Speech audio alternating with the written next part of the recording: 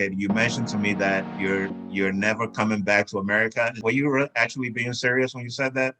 I'm so serious. Wow. Yeah, I will not. Which is why I'm building the house. But she also happens to be a teacher.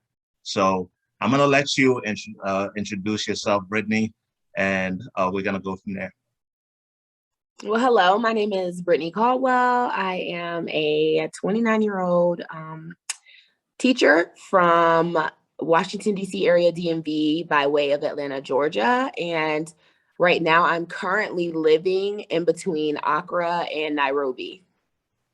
I have an international teaching job that I took here in Nairobi on a 2-year contract.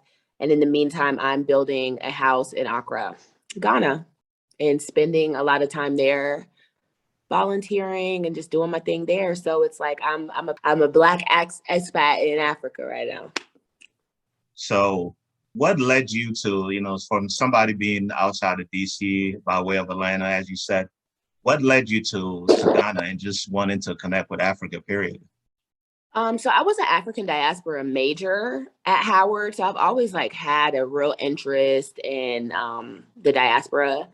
And then I started dating somebody who was Ghanaian, and it just never in my mind, even though I studied so much at Howard, I think as a Black American, there's a gap of wanting to visit, but not knowing how to navigate into that, or where to stay when you get there. It's just kind of a lack of knowledge. And then this is before Instagram and all the travel stuff was super, super heavy as it is now. Mm-hmm. So it was not something that I just never thought of doing, but he encouraged me hey, let me take you home. You'll actually really love it. So I went, and I was just captivated emotionally.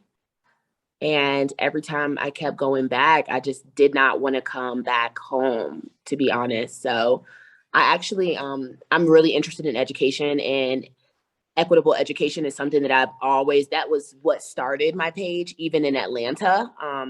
Championing for my kids and all the inequities that take place in the Black community. And I sat down and started thinking about the things that I would complain about as a teacher.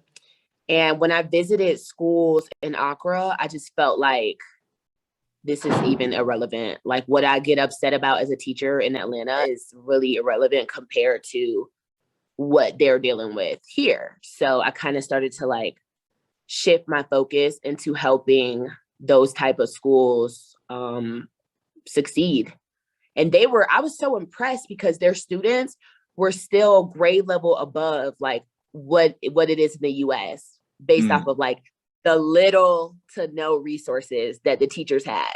So that's really what made me wow, this is wild. And then I just felt no purpose.